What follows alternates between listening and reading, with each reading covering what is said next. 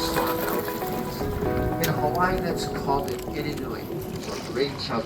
So if you want to eat one, you either buy it at a fish market or catch it yourself on the roll. I've eaten them many, many times. They're actually very good. Good fish for making cooking.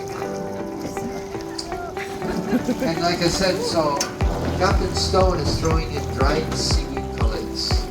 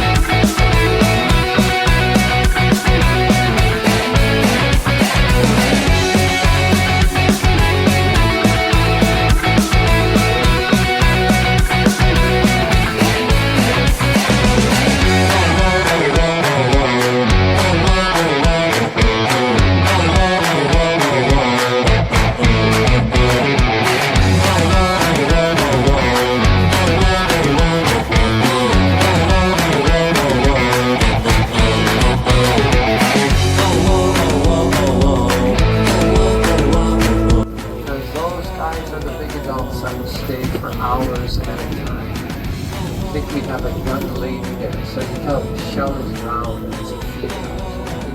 Come on up, come on up. Just come up there. Come up there. She takes a breath.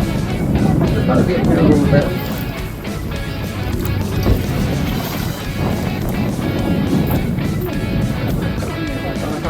There she is. Yeah, looks like we have a young lady there. Tail's very small. So what they do is they're looking down for predators. So anyway, guys, like I said, I'm on top of the ship.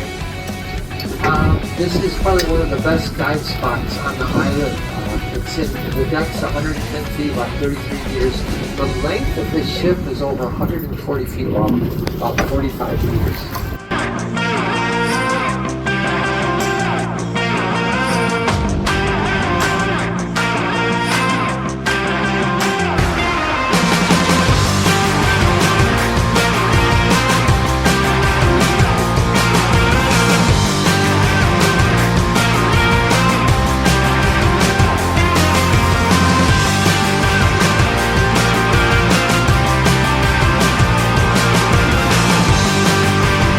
Oh, is this turtle?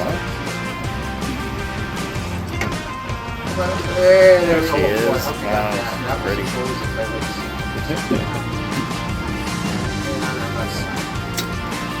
green sea turtles. Now the ship was actually confiscated by the Coast Guard in the 90s. They thought they were smuggling somebody or something. They weren't. But the owner abandoned it. It spent a couple of years in the harbor and then Nautilus. Okay guys, left side, boy, there's that turtle.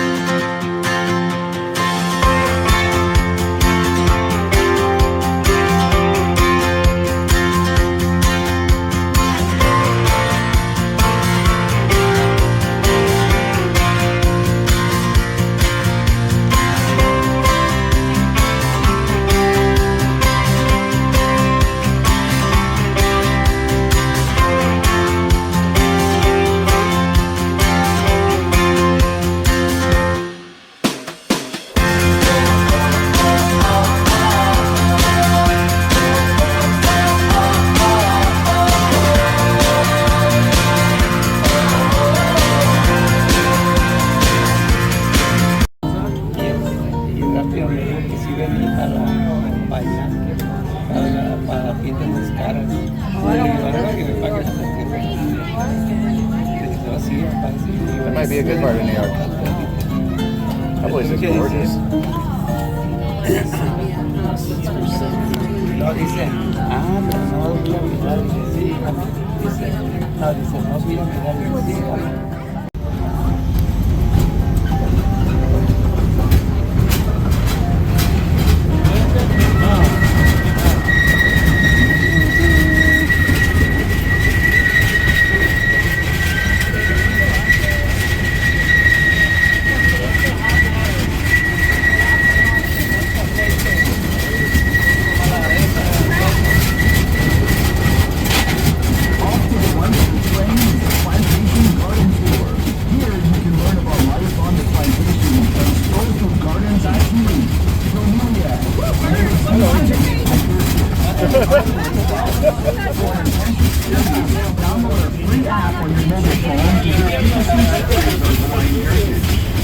Just a few announcements as we head out into the plantation. For your safety and those around you, please stay seated and keep your head, arms, legs, and any devices, including selfie sticks and GoPros, within the train at all times. Refrain from eating or drinking while on the train. And in case you drop an item outside the train, please do not leave the train to retrieve your item. Just take notice of the numbered markers along the train tracks closest to your dropped item and let your conductor know at the exit platform, and we will send someone out to retrieve the item for you. Note that you will be exiting the train at a different platform from where you boarded. Once the train comes to a complete stop, let's begin our journey with a little background on this special city where we are located. It's called Wahiawa. Located between the Waianae and Ko'oma mountain ranges, Wahiawa is known for its scenic beauty, agricultural history, and strong military presence. The weather here is cooler and wetter compared to other parts of Oahu, with more rainfall and temperatures averaging 70 to 85 degrees Fahrenheit year-round. With a population of under 20,000 residents, Wahiawa has a small-town atmosphere and a strong sense of community. If you can spare some time, visit one of the many shops and restaurants in Wahiawa town and experience the hometown pride and aloha spirit displayed by its residents.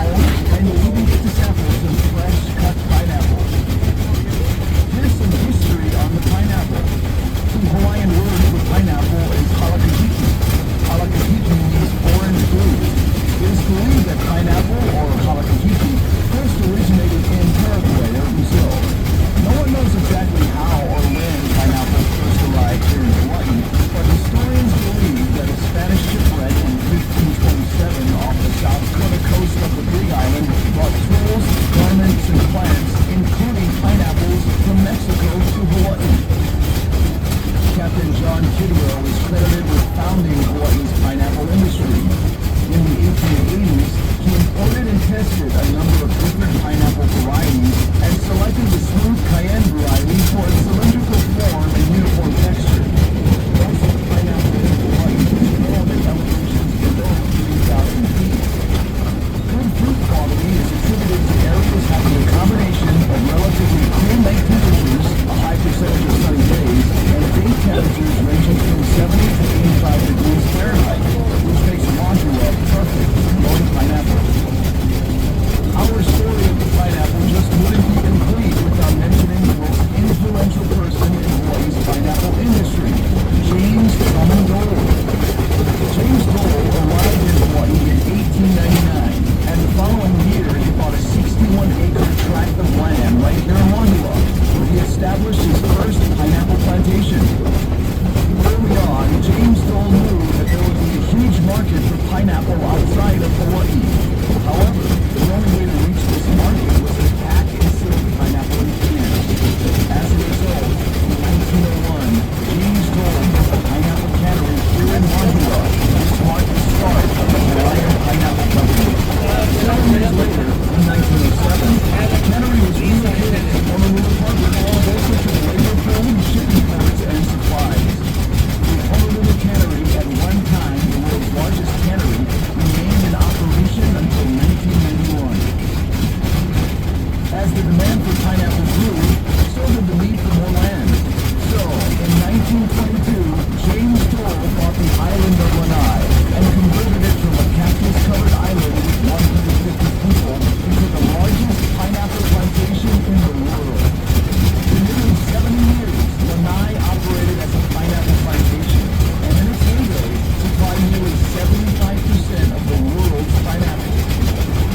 By the 1930s, Hawaii was known as the pineapple capital of the world, and James Dole, the pineapple king. The Hawaiian Pineapple Company he founded was now processing over 200,000 tons of pineapple a year, helping to make pineapple one of Hawaii's largest industries, responsible for 90% of all the canned pineapple produced in the world. James Drummond Dole passed away in 1958 at the age of 80. The Hawaiian Pineapple Company he founded is now known the world over as Dole Food Company, and the Dole brand is one of the most recognized brands in the world.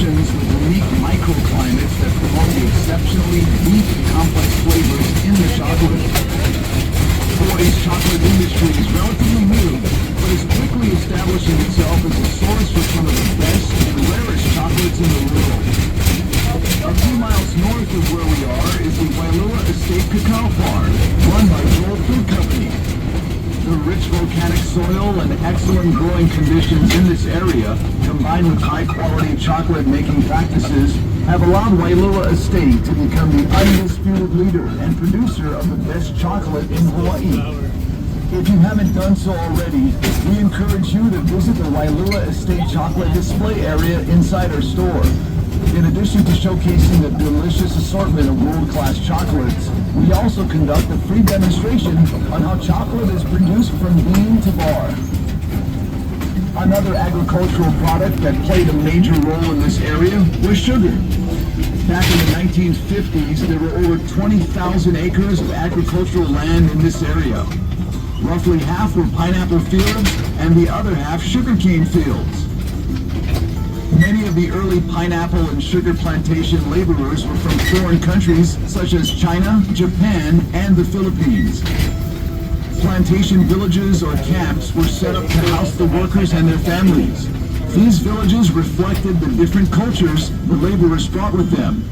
In fact, many cultural aspects of these plantation villages have endured and influence life in Hawaii today. For example, the holidays are a time when local families get together to celebrate with family and friends.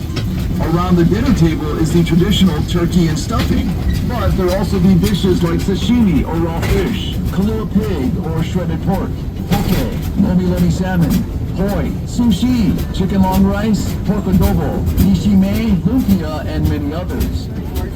On New Year's Eve, get ready for some fireworks. Islanders love to ring in the new year by popping fireworks, which in some Asian cultures is said to ward off evil spirits. New Year's mochi pounding is another local tradition where everyone takes their turn pounding the glutinous sticky rice for good luck. The mochi, or Japanese rice cake, is then formed into round pieces and filled with azuki, or red bean paste. Most of the mochi is eaten, but some families will place an offering of 2 mochi cakes stacked on top of each other with a Japanese orange on top. This stack is typically placed on the family altar or somewhere else in the home to bring good fortune in the coming year. Another huge celebration is Chinese New Year.